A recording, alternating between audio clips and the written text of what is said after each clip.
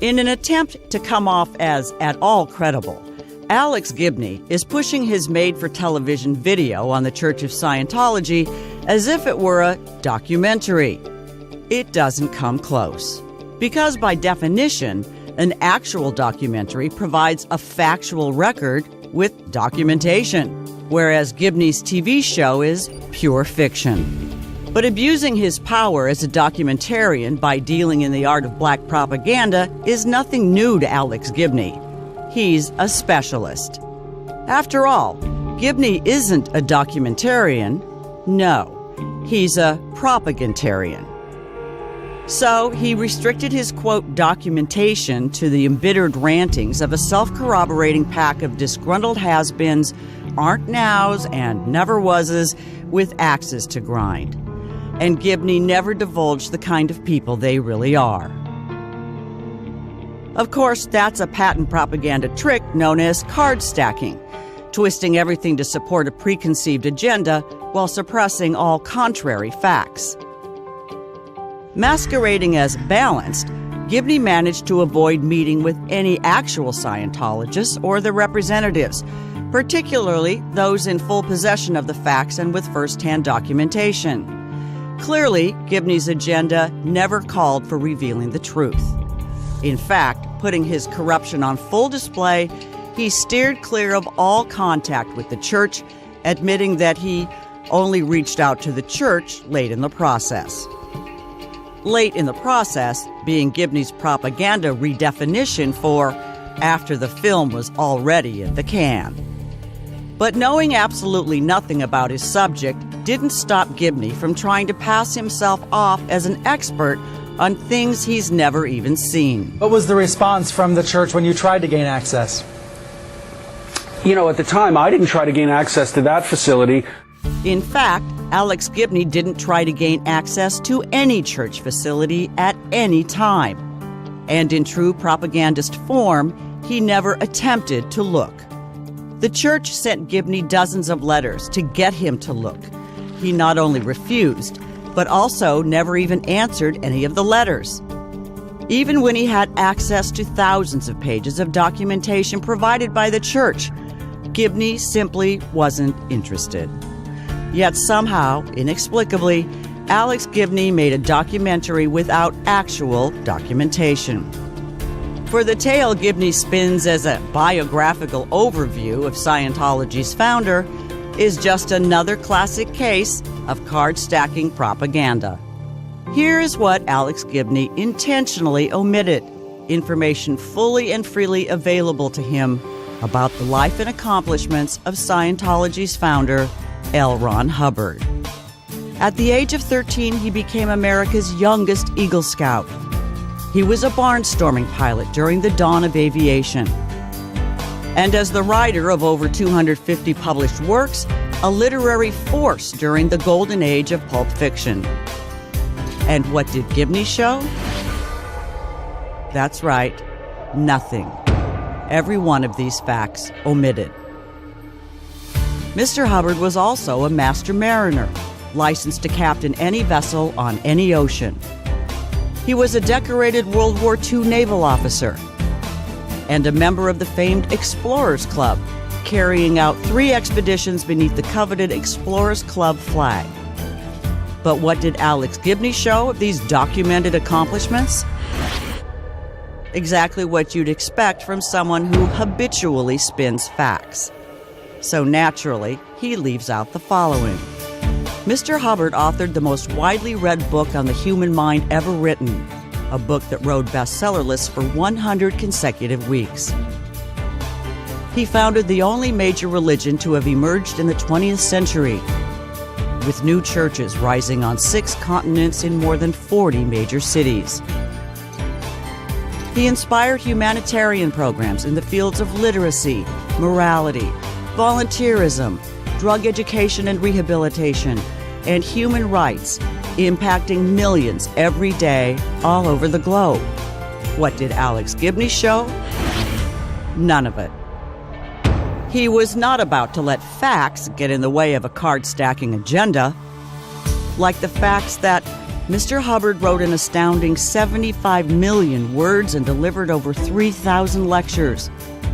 He's the most published and translated author in history, as recorded in the Guinness Book of World Records. And he was recognized by Smithsonian Magazine as one of the 100 most significant Americans of all time. All documented, all a matter of public record, and all, well, you know. That's Alex Gibney, the self-proclaimed documentarian who documents nothing. Gibney could have taken facts from any of the 16 encyclopedic volumes on the life of Scientology's founder that were in his possession. Volumes containing historic photographs, as well as illustrations, maps and diagrams, along with archival documents such as personal letters, articles, and essays written by L. Ron Hubbard himself. But Alex Gibney, he chose not to disclose any of it in his cable video. Not because he's stupid, but because he's a rank propagandist. Gibney decided to tell the story of the founder of a worldwide religion by ferreting out a source even a tabloid journalist would consider questionable at best. His source's credentials? Gold digger, fabricator of misinformation to the media, and accessory to forgery, knowingly filing documents in court later proven to have been counterfeited by her attorney. All a matter of public record. And all in a sleazy attempt to take over the Hubbard Dianetics Foundation for personal gain. In other words, an opportunist, just like Alex Gibney. Obviously, if Gibney had wanted the truth, he could have easily found it online anywhere, within the 35,000 words on the site dedicated to Scientology's founder. And if he couldn't be bothered to read, he could have watched any of the dozens of videos there that tell the story of Mr. Hubbard's extraordinary life in full detail. But no, Alex Gibney preferred to use the word of a failed gold digger from over 6 decades ago. That's right, discredited in 1951, 64 years before Gibney's propaganda piece. Oh, and lest anyone think the voice Gibney presented in his TV show was this gold digger's, it wasn't. In actual fact, Gibney's gold digger has been dead for nearly 20 years. So what did Gibney do? He hired a Hollywood actress to act out those 64-year-old discredited allegations and passed her off to an unwitting audience as the real thing. He never revealed the fact that the woman was deceased. After all, then everybody would have asked why he didn't speak to any of the hundreds of people who knew L. Ron Hubbard and are still alive. He could have spoken to Mr. Hubbard's official biographer, a man who has studied his life for more than 25 years. But Gibney didn't find him relevant. He was alive and had actual information. Or he could have spoken to the trustee and executor of Mr. Hubbard's estate, another man who was alive and who worked closely with Scientology's founder for 2 decades. A man who, at HBO's invitation, flew to New York to see Gibney, and when he got there, Gibney snubbed him. No, Alex Gibney wanted to present Mr. Hubbard's story only through the distorted lens of an avaricious woman nobody in Scientology today has ever heard of. A woman long deceased who, after being caught out in her deceit more than 60 years ago, wrote an official document retracting every statement she had invented.